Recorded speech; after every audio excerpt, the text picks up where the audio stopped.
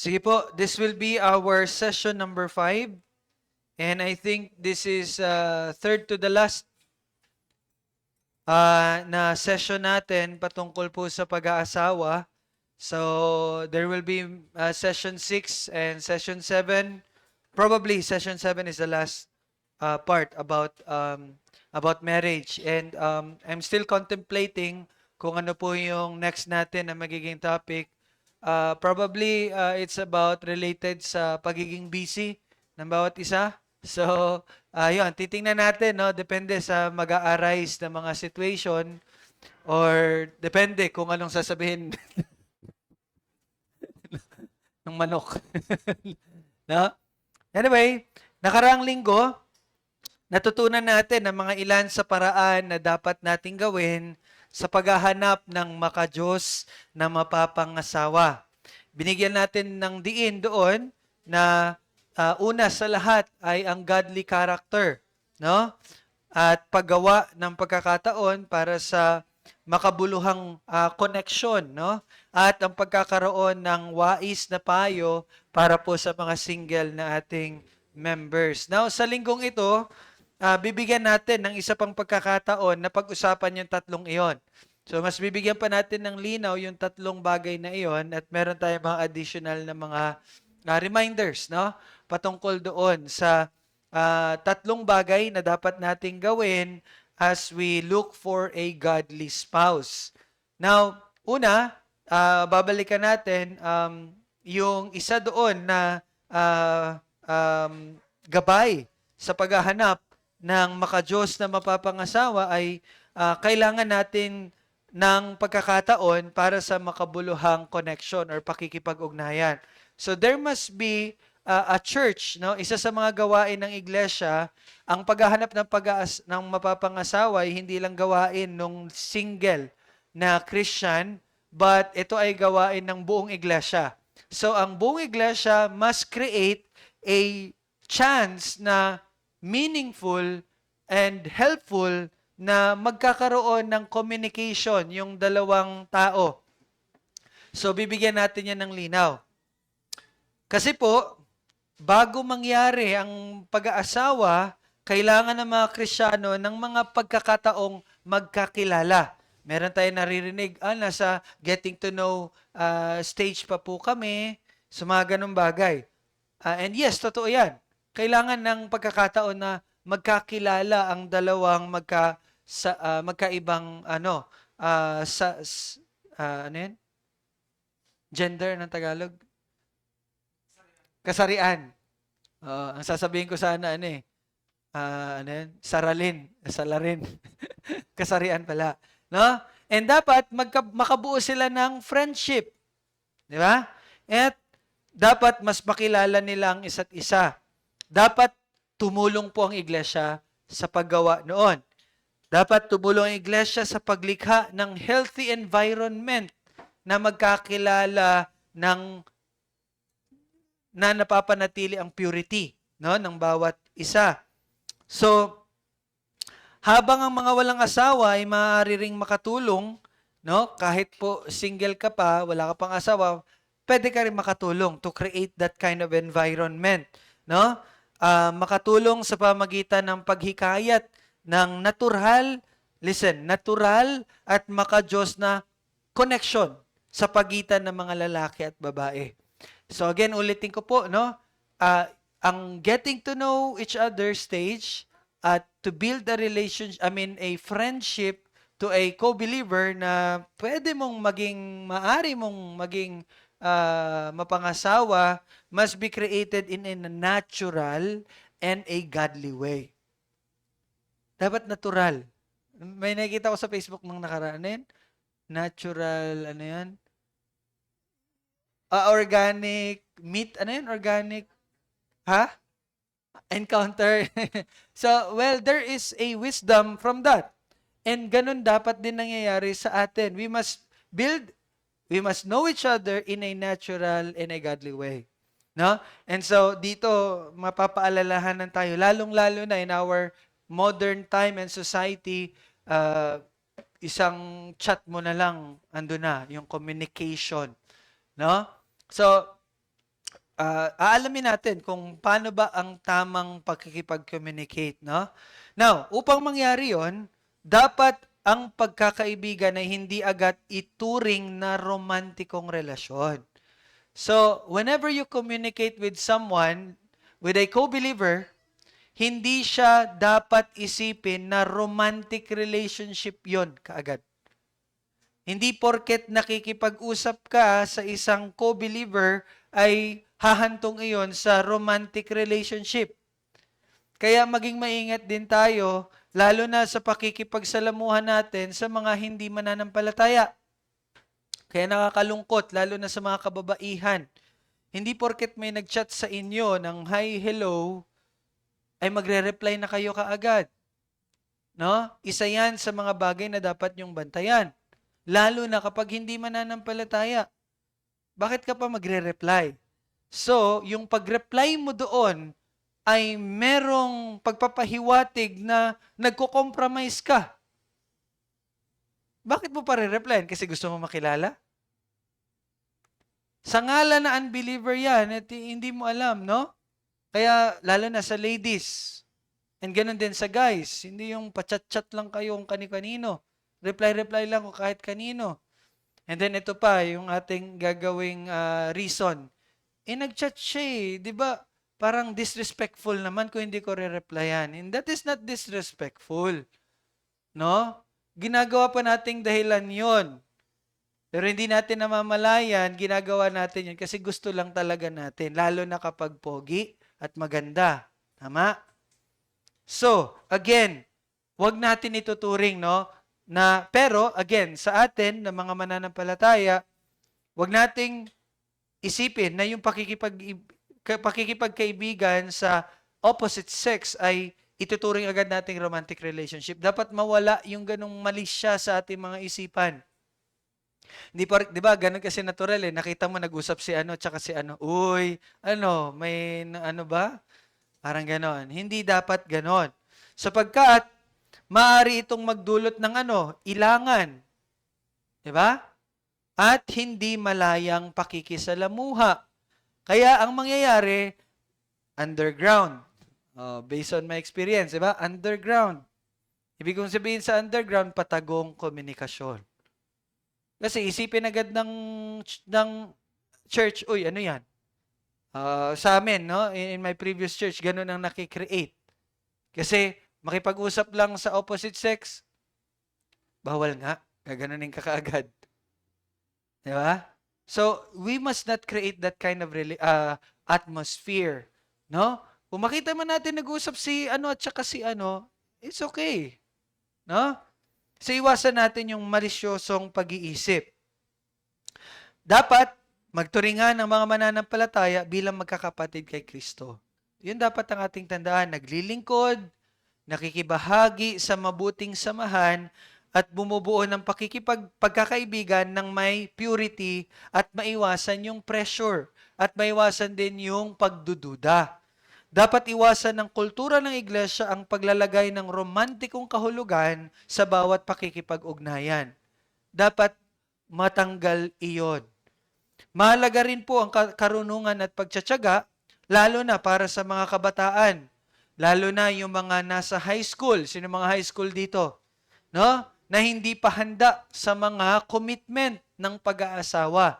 Now, the reason why kinokonekta agad natin sa pag-aasawa yung relationship, kasi lagi niyong tandaan, once you enter a relationship, that is road to marriage. Wag na wag kayong papasok ng relationship na hindi pag-aasawa ang nasa unahan ng inyong pag-iisip. Okay?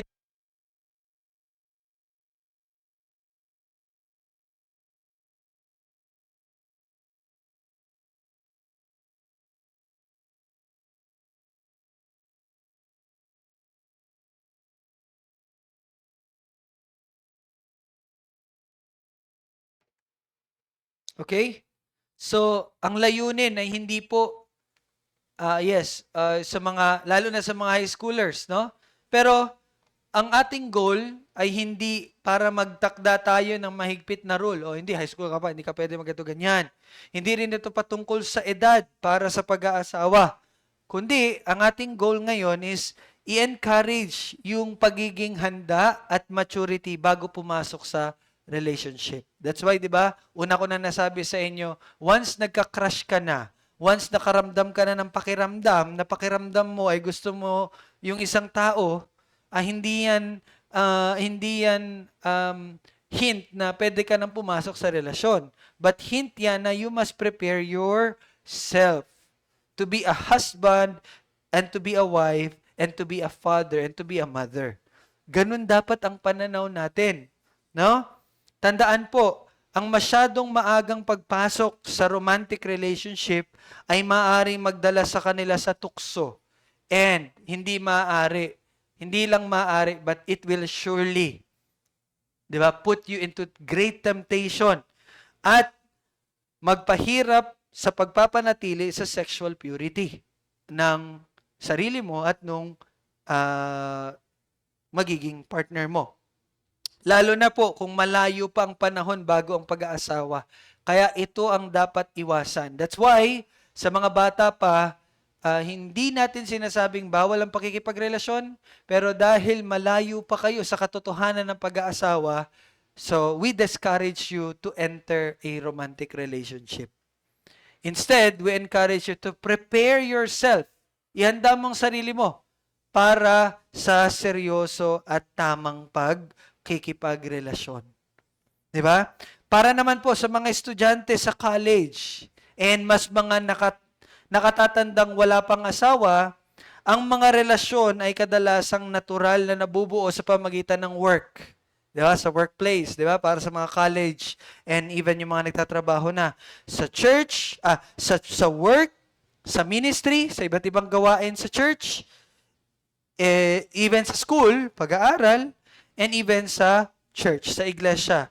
Gayunman, dapat nating tandaan na hindi, again, bawat pakikipagkaibigan or yung pagkagusto ay dapat mauwi agad sa pakikipagrelasyon. Tandaan niyo yan. Hindi porket nagugustuhan mo si kapatid, ay yan ay expected mo na magiging kayo.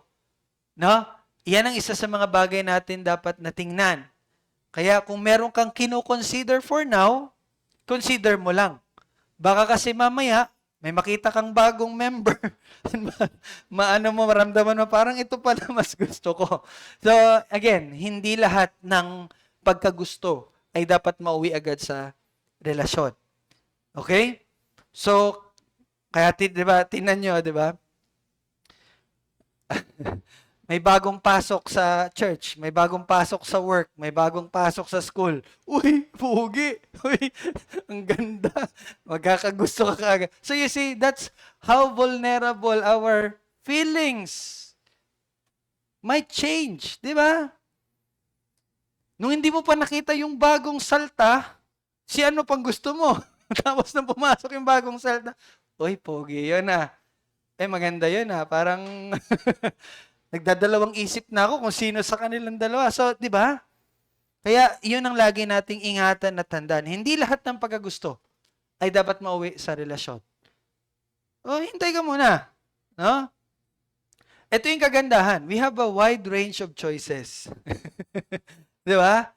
So, gayon man, dapat maglaan ng panahon ng mga Kristiyano upang obserbahan yung character. Observation. No? Obserbahan yung character, obserbahan yung maturity nung nagugustuhan mo, observe yung faithfulness nung nagugustuhan mo, at observe mo yung way of his life or her life. Nasasabihin, paano kung mali-obserbahan yung buhay niya ko, hindi kami magkasama. Hindi dapat magsama kami. Hindi ganun yon. Ma-observe mo ang buhay niya sa loob ng iglesia and in the ministry na ginagawa. No? Ang tunay na karakter ay nakikita sa paulit-ulit na gawain at asal sa paglipas ng panahon. Hindi yan lamang sa ilang sandaling pag-uusap o pakikipag-unayan sa social media. By the way, hindi ko ito gawa. Ulitin ko lang po ha. Hindi to akin. Ito ay kinumpul-kumpul ko lamang ng mga readings ko related sa topic. So, some of this ay mula sa Ligonier, Some of this ay mula sa preaching, sa iba't ibang bahagi ng Bible. Pero natutuwa ako kasi what I want to say, ganun din sinasabi nila. So lahat po ng binabasa ko dito is not coming from me. Pero gusto ko lang sabihin sa inyo na ganun katotoo at ganoon ka pare-pareho ang nangyayari sa bawat sitwasyon sa iglesia. Di ba? So the writer of this, naobserbahan niya din na yung mga kabataan ngayon, social media na, konting usap lang, biruin mo 1 linggo pa lang in love ka na. Biruin mo 1 linggo pa lang, sabi mo, I love you na. 1 linggo pa lang, sasabihin mo, ikaw na. Such a great deception. Diba sabi nga ng salita ng Panginoon, our heart is a, great deceiver. Our hearts are deceptive. Kaya tinan mo, nakaraan, iiyak-iyak ka. Pagkaraan ng 1 linggo, may iba na. Yung parang gano'n, ng mga sitwasyon. Di ba? Dati, sasabihin mo, hindi ko kayang mabuhay kung wala ka. Mas paglipas ng panahon, kinasal ka na sa iba. See, I mean, it's based on my experiences din. Dati ganun ako mag-isip. Pero hindi pala. No? Kaya no, maging maingat kayo sa kung ano nararamdaman nyo ngayon. Lalong-lalo na kung dinadaan nyo yan sa social media. Lalong-lalo na kung dinadaan nyo sa pachat-chat.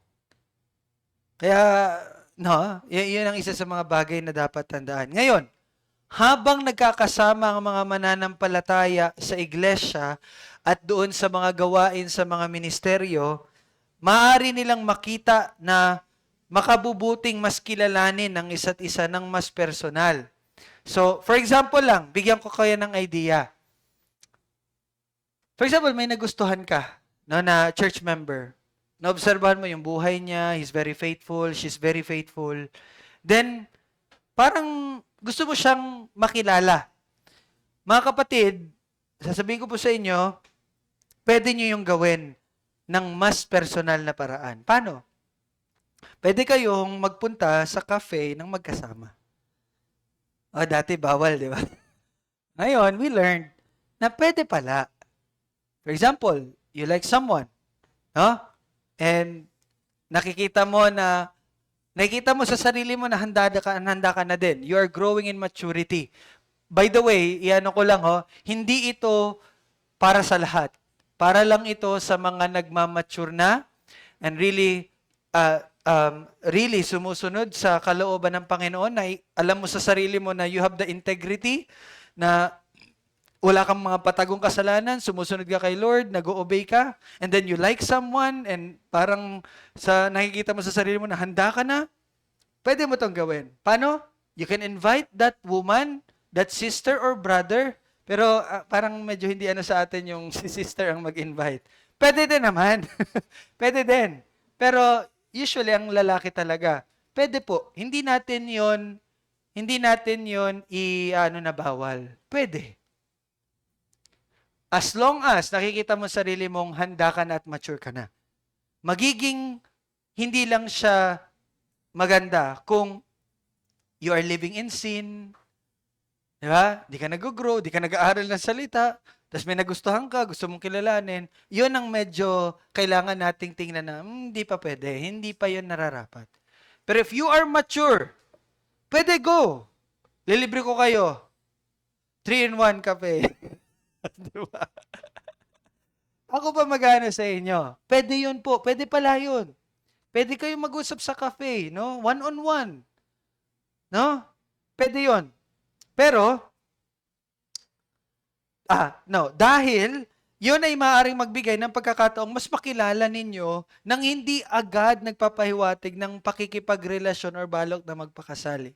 Again, hindi porket in-invite mo siya sa for a coffee, hindi yun nangangaulang agad na for marriage yun. Ito rin, baka kasi isipin ng mga in-invite dyan, ay ito, gusto akong pakasalan na ito. Hindi. Again, it's a stage of getting to know each other. Kaya din, sa mga members na makikita ninyo, nakita namin sila kuya, sila na ba? Hindi din. Huwag tayo mag-isip agad ng ganon. Isipin natin, okay, maybe, may gusto sila gusto nila makilala ang isa't isa. Okay? Pero, mahalaga po ang pagiging tapat, no? Sapagkat ang paulit-ulit na pag-google ng oras na magkasama ng walang malinaw na intensyon ay maaaring magdulot ng kalituan at hindi pagkaunawaan. So, pag ginawa mo yon, kailangan mo din maging honest. Okay? Why? Kasi, for example, lagi mo siyang ini-invite. Kain tayo sa labas, inom tayo ng kape. Pero wala ka palang intensyon to really marry that person, it can cause confusion. No? Kaya maging maingat din. Be true. Kung ini-invite mo lang siya dahil feeling mo, gusto mo siya maging kaibigan, sabi mo kagad. Para hindi magkaroon ng maling akala si ate or si kuya. No? Be true. Okay? Kailangan nating gumawa ng isang malusog na kultura ng iglesia na nagbibigay daan sa dalawang Kristiyano na magkasama, matuklasan kung hindi sila angkop para sa pag-aasawa, at manatili pa ring mapagmahal na magkapatid kay Kristo. Yun yung dapat na i-create natin, no? Bilang iglesia. Yung pwede silang mag-usap, getting to know each other, and kung nakita nila na hindi sila pala na magkiklik, okay pa rin. Mananatili pa rin yung good relationship. Ganun dapat ang makreate natin. Hindi yung, for example, nagkakaanoan na kayo, nagkaka-getting to know each other, tapos maya-maya hindi na kayo magpapansinan kasi may something. Mali yun. Hindi dapat ganun. Tindihan nyo? So, hindi dapat ganun ang atmosphere na ating makreate sa church. But it must be kung hindi man kayo, makita nyo na sa sarili niya, parang hindi tayo pwede. Or parang hindi pala eh. Pero ma-maintain nyo pa rin yung pagiging magkapatid kay Kristo. Ganun dapat. Kaya, 'di ba, walang dapat expect agad. Oh, 'di ba? Nakita niyo yung connection? Hindi porket nakita niyo na nasa cafe, nandiyan sa Rams Cafe ba yan? Isipin niyo agad sila na hindi. Okay? Higit sa lahat, no? Ang mga relasyon ay dapat mitiin ng may purity, katapatan, truthfulness, karunungan at kapayapaan para sa ikabubuti ng buong katawan ni Kristo. Okay? Kaya maganda, be open also sa mga kapatid ninyo. For example, si brother, gusto niya na i-invite si sister, mas maganda kung sabihin mo sa isang brother, bro, iano ko lang sa'yo, sa accountability ba? No, bro, i-invite ko si kasi parang pakiramdam ko gusto ko siya mas makilala.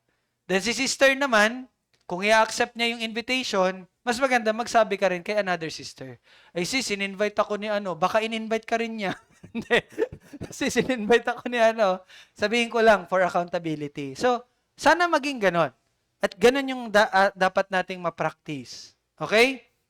Pero kung ang magulang ninyo ay believer din, mauna kayo sa magulang. Pangalawa doon sa kapwa, kaibigan or kapatid. Okay? So, ganun ang dapat na environment na makreate natin, mga kapatid, no? Pangalawa, kailangan tayo maging isang community ng matalinong tagapagpayo. So, there must be a wise counsel na mabibigay natin. Ang iglesia ay dapat maging isang komunidad kung saan ang mga mananampalataya ay makakatanggap ng karunungan, patnubay, at encouragement tungkol sa relasyon at pag-aasawa. So, ganun ang dapat natin makreate. Tandaan natin na may pangunahing papel ang magulang. So again, we're talking to parents. May pangunahing papel po ang mga magulang sa prosesong ito. Saan? Paano nyo yun magagawa, mga magulang?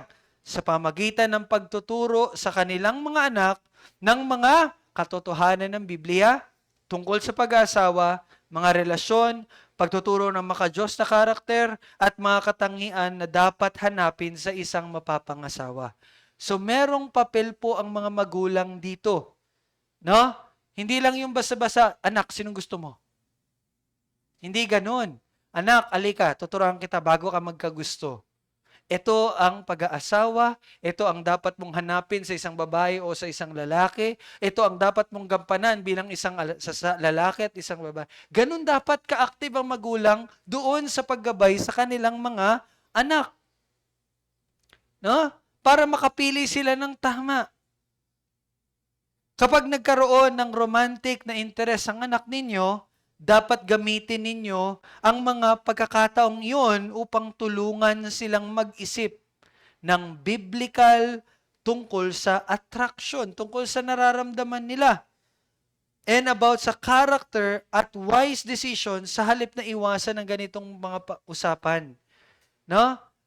Huwag nyo itong isipin na bilang, ay, parang hindi kasi yan ano namin sa pamilya. No? Hindi. But it must be a time for discipleship between a parent and a daughter or a son.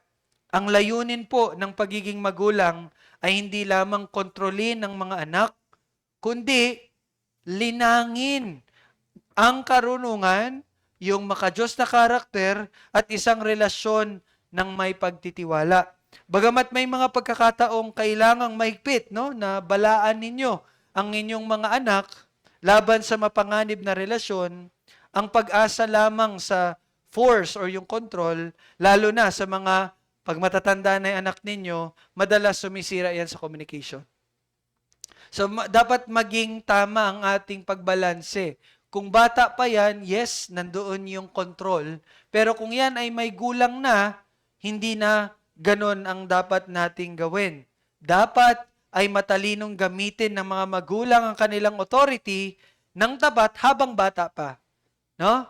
Doon mo gagamitin yung authority mo habang bata pa yung anak mo. No? Pero, pag sila ay, pag ginawa mo yon, pag sila ay tumanda na, kusa nilang hahanapin ang payo mo. Nakikita niyo ba yan sa inyong mga anak? Or habang lumalaki yung mga anak ninyo, mas ayaw nila kayong malaman yung inyong gabay. Kasi kapag gano'n nangyayari, nag-fail tayo sa first, nung bata pa sila. Kasi nung bata pa sila, kung ginamit mo yung authority mo upang turuan sila, gabayan sila, paglaki nila, hahanapin nila yung authority mo. Pero kapag hindi, nung bata pa sila, hinayaan mo na mas matuto sila sa social media, hinayaan mo na hindi sila matuto sa salita ng Diyos, paglaki niyan, itatago pa nila ang relasyon nila sa iyo. At hindi nila hihingin yung gabay sa pakikipagrelasyon nila. Kaya ang nangyayari, magugulat ka na lang, ito po, nakabuntis po ako. Ganun na mangyayari, di ba, usually. No? Kaya po, ang malusog na relasyon sa pamilya ay nagpapadali para sa mga kabataang nasa hustong gulang na natalakayin ang mahalagang desisyon tungkol sa relasyon at makatanggap ng gabay nang hindi nila nararamdamang sila ay kinokontrol. No? Kaya paglaki nila, they can discuss with you. Pa, ma, may iniirog pala ako. Si sister, ano kayang gabay mo sa akin? Parang gano'n. Malay mo, bigyan ka pa ng allowance pang coffee, di ba? Ganon kahalagang paggawa, no, ng malusog na relasyon sa pamilya. Kaya mga kapatid, sa biyaya po ng Panginoon, binibigyan din natin ng family worship.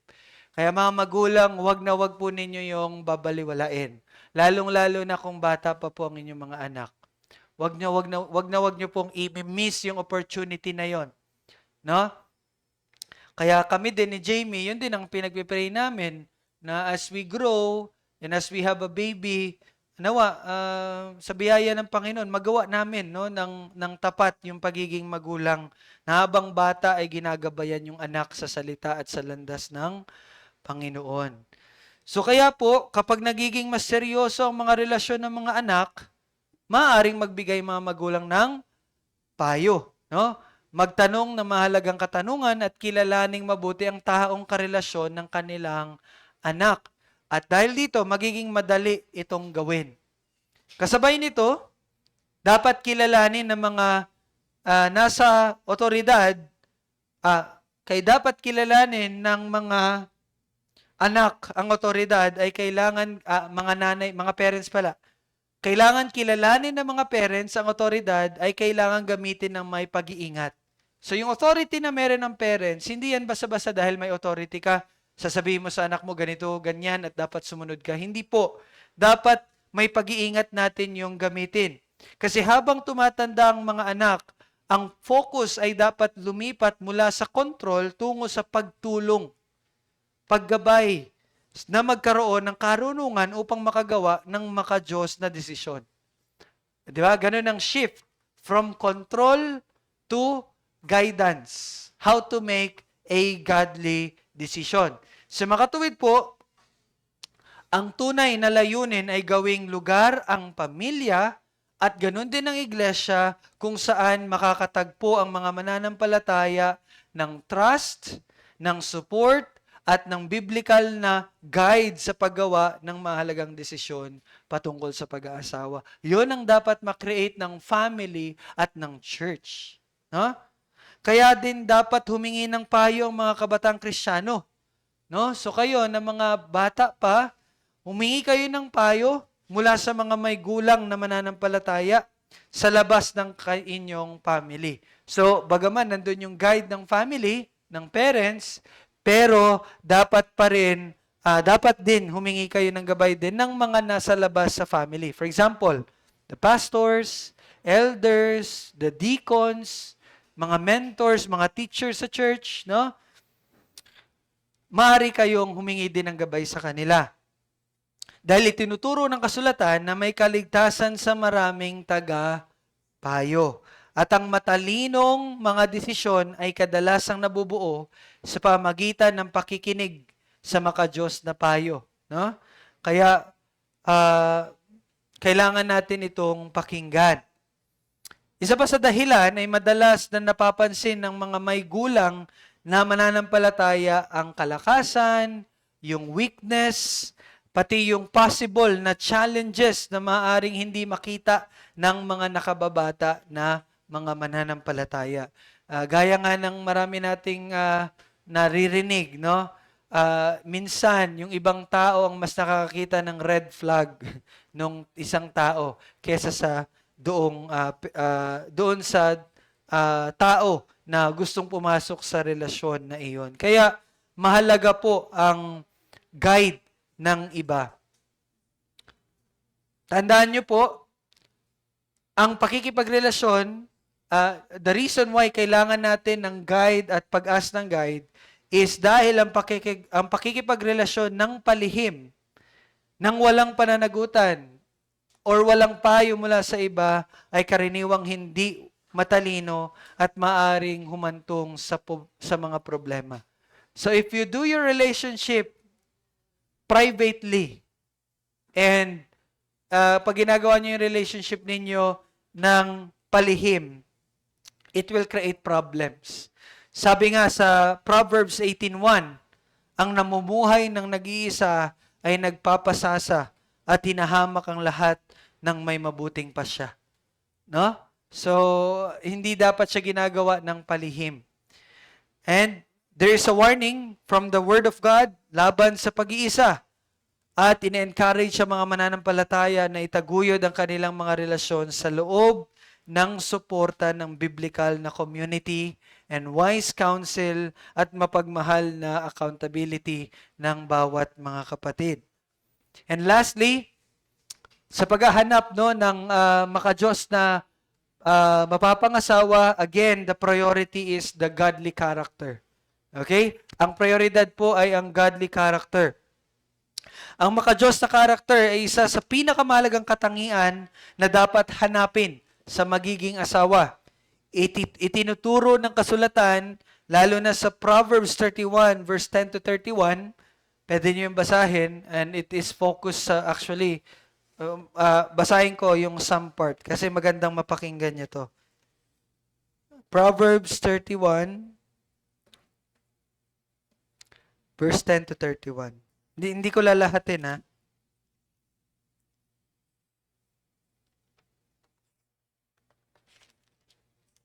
Sabi dito, verse 10, sinong makakatagpo ng isang butihing babae? Sapagat siya'y higit na mahalaga kaysa sa mga batong rubi. Ang puso ng kanyang asawa sa kanya'y nagtitiwala at siya'y hindi kukulangin ng mapapala. Gumagawa siya ng mabuti sa kanya at hindi kasamaan sa lahat ng mga araw ng kanyang buhay. Sila'y humahanap ng balahibo ng tupa at lino at kusang loob ang kanyang mga kamay ay nagtatrabaho. Siya'y gaya ng sasakyang dagat ng mga ngalakal, nagdadala siya ng kanyang pagkain mula sa kalayuan. Siya'y bumabangon samantalang gabi pa at naghahanda ng pagkain para sa kanyang pamilya at nagtatakda ng mga gawain sa mga babaeng alila niya. Tinitingnan niya ang isang bukid at ito'y binibili niya. Sa bunga ng kanyang mga kamay ay nagtatanim siya ng ubasan. Binibigasan niya ng lakas ang kanyang mga balakang at pinalalakas ang kanyang mga bisig. Kanyang nababatid na kikita ang kanyang kalakal at ang kanyang ilaw sa gabi ay hindi namamatay. Kanyang inilalagay ang kanyang mga kamay sa panulid at ang kanyang mga kamay ay umahawak ng panghabi. Binubuksan niya sa mga dukha ang kanyang kamay. Iniabot niya ang kanyang mga kamay sa nangangailangan.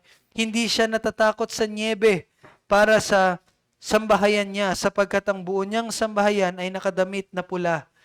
Gumagawa siya ng mga saplot para sa sarili. Ang kanyang pananamit ay pinong lino at kulay ube. Kilala ang kanyang asawa sa mga pintuang bayan kapag siya'y nauupong kasama ng matatanda sa lupain. Gumagawa siya ng mga kasuotang lino at ito'y pinagbibili at nagbibigay ng mga pamigkis sa mga negosyante. Kalakasan at dangal ang kanyang kasuotan at ang panahong darating ay kanyang tinatawanan. Binubukan niya ang kanyang bibig na may karunungan at sa kanyang dila ang aral ng kabaitan.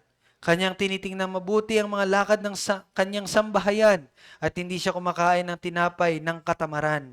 Tumatayo ang kanyang mga anak at tinatawag siyang mapalad.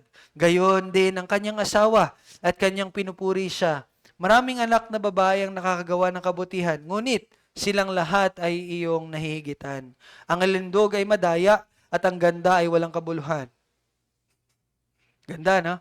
Ang alindog ay madaya at ang ganda ay walang kabuluhan. Ngunit, ang babaeng natatakot sa Panginoon ay papupurihan. Bigyan siya ng bunga ng kanyang mga kamay at purihin siya ng kanyang mga gawa sa mga pintuang bayan. That's a godly woman. Yun yung hanapin dapat ng lalaki. No? Ito yung mga karakter na ay higit na mahalaga kaysa sa alindog o panlabas na kagandahan. Kaya mga lalaki, pag nakita nyo magandang isang babae, huwag agad tayong magpadalos-dalos, no? Bagamat maaaring maging kaakit-akit ang kagandahan, ang mga ito ay pansamantala lamang. Ngunit ang taong may takot sa Panginoon ay nagtataglay ng katangiang nananatili at may walang hanggang halaga. And you know what? Ito yung isa sa mga na-observe ko din. Kapag, for example, ang lalaki, he's a godly man. And once may nagugustuhan siyang babae, and kapag nakita niya doon yung hindi karakter ng isang godly woman, mata-turn off talaga yan siya. No? A godly man will be turned off sa isang babae na hindi naman walang takot sa Panginoon. So, yun din ang isa. Pero kung ikaw, lalaki ka, gustong-gusto mo yung mga hindi godly woman, ala ka, ba't ganun ka? No? Questionin mo yung sarili mo. Bakit nagugustuhan mo yung mga makamundong babae? Yung mga pasayaw-sayaw sa TikTok, pasuot-suot ng mga pakita-kita ng mga laman. Pag hindi ka nata-turn off doon, there's something wrong, no? Din sa lalaki na iyon. Pero again, a godly man will be looking for a godly woman. Ang prinsipyong ito ay naaangkop sa kapwa lalaki at babae, bagaman babae ang binanggit doon, na nagpapaalala sa mga manampalataya na unahin ang karunungan. Unahin ninyo yung wisdom from God. Unahin ninyo na matuto kayo na may kababaang loob, purity, spiritual na maturity, at paggalang sa Diyos kaysa sa panlabas na anyo.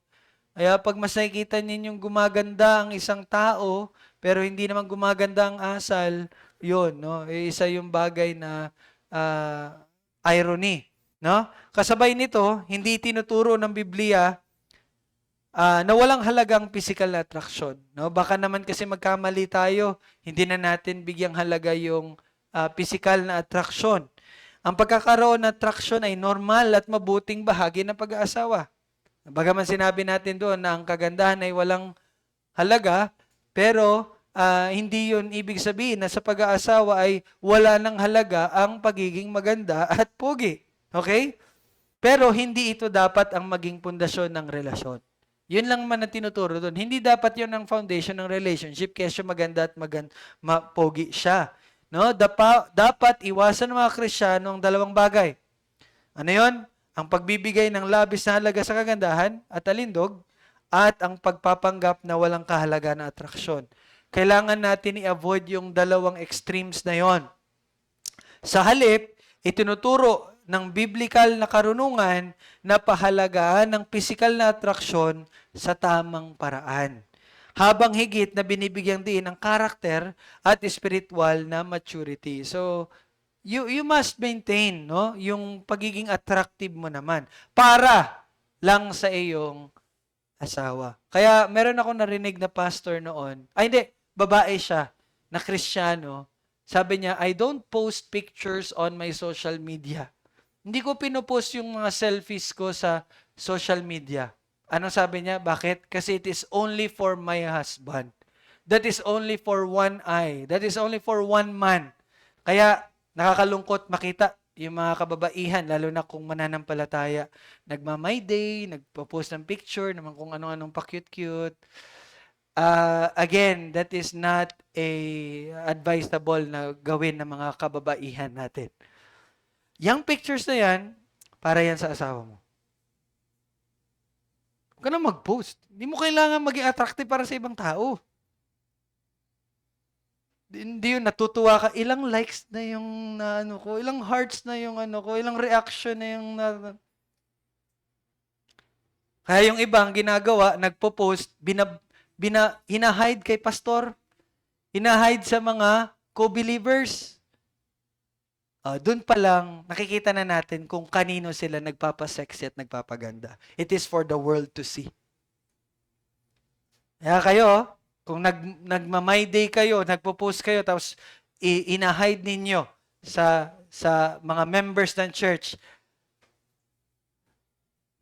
mali ka na. Nagkakamali ka na. Alam mo mali ang ginagawa mo. Alam mo mali ang ginagawa mo. Tinatago ka eh. Kaya yan, paalala ko sa inyo, huwag kayong mag-post. Hindi nyo kailangan mag-post. Hindi nyo dapat ibenta yung sarili nyo sa mundo. You must find, di ba? Saan ka dapat maghanap ng partner? Sa church. Tapos magpo-post ka sa social media? O kaya, maya-maya, may magfe-friend request sa'yo, may magchat-chat sa'yo, hi, o yun na, nabingwit mo na, di ba natandaan yung sinabi ko last week? Ang babaeng walang papahalaga sa sarili or ang babaeng binibida ang sarili sa social media, anong maakit nila? Anong klaseng lalaki maakit nila? Yun din, ang gusto, pagnanasa lang. Pero kung ikaw, babae ka, you maintain your godly character, ano mabibingwit mo? A godly man. See? O kaya may problema ngayon sa relasyon mo. Why? Ang nabibingwit mo, ungodly. Kasi ang ginagawa mo, ungodly din. Di ba?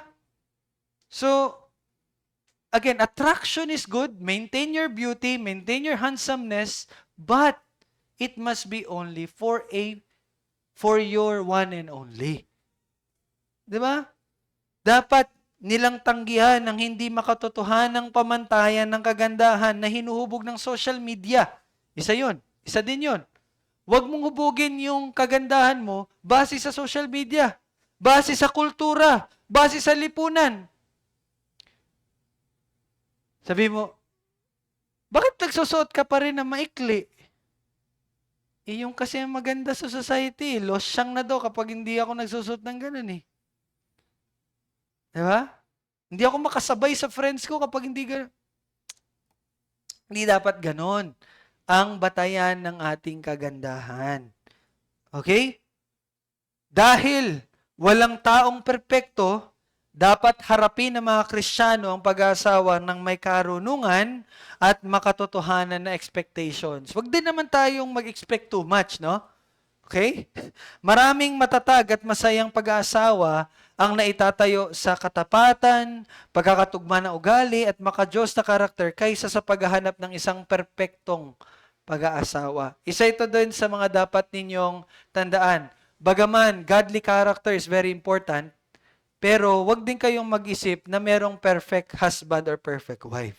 Hindi din yun mangyayari. Palaging may flaw. Yan. Okay? Pero hindi nito ibig sabihin na babaliwalain na natin yung godly character. Again, no, yung two extremes, mag-ingat tayo. Nangangahulugan ito na hindi natin dapat isantabi ang isang tunay na makadiyos na tao dahil lamang sa hindi niya naabot yung expectation mo. No? Baka nag-expect kayo too much sa isang tao. Hindi din ganun. Mali din yon. Bagaman, we are focusing on the godly character, pero again, there's no such man and woman as perfect. Wala pong ganun. So mag-ingat kayo, no? Na baka naghahanap kayo ng perfectong lalaki o babae. Kaya una, gusto mo, tapos kalauna, nakita mong ganito, ay, ayoko na sa'yo. Hindi ganun. Hindi ganun. Now, panghuli, ang mga lalaki ay dapat magsikap na maging uri ng taong maaring igalang ng isang makadiyos na babae. So, mga lalaki naman, no? Since ang call sa wife is to submit and to respect, now, ang gawain ng lalaki ay maging lalaki ka na kagalang-galang. No? Paano mo gagawin yon? Paglinang ng iyong sarili tungo sa maturity. Be mature. Disiplinahin mo ang sarili mo. Be committed. Maging masipag. At i-develop mo yung kakayanan mong mamuno at mag-provide ka para sa iyong family. No? Kasama din doon ang personal mo na paglago ng maayos. Siyempre, huwag mo kalimutan yung physical na itsura mo. Mag-toothbrush ka. No? Maligo ka. Magpabango ka. Pwede yun. Okay? And, ang character pa rin, ang pinakamahalagang usapin. No? Ang makadiyos na character ay nakakaapekto sa bawat bahagi ng buhay. Bakit godly character ang pinaka-main na dapat nating hanapin sa isang godly spouse? Again, dahil ang godly character will affect all areas of life. Lahat yan. Paano siya magtrabaho, paano siya mamuno, paano siya mangalaga. So lahat ng iyon, maapektahan yon. No? Ang pag-aasawa ay isang marangal na tawag mula sa Diyos at mahusay na napaglilingkuran ng iglesia ang mga walang asawa sa pamagitan ng pagtuturo ng biblikal na pananaw tungkol sa pag-aasawa, paghihikayat na maging matibay sa godly character at pagbibigay ng payo. Ang paglikha ng malusog na pagkakataon upang umunlad ang mga relasyon. Kaya po habang lumalago ang mga mananampalataya sa mga bagay na ito, ang iglesia naman ay nagiging isang lugar kung saan ang mga walang asawa ay nasusuportahan at natutulungan tungo sa mga pag-aasawang nagbibigay ng karangalan at kaluwalhatian sa Diyos. So that is our goal, to create a church, an environment that will help single Christians na mag-asawa sila in a way na nagbibigay ng glory at honor sa ating Panginoon. So that's it, no, for this session. Next Sunday, ang focus naman natin is warning patungkol sa intermarriages.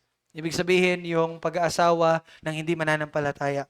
So that will be our topic next Sunday. That will be the second to the last or that will be the last about marriage. Titingnan natin. Any question po bago tayo magtapos?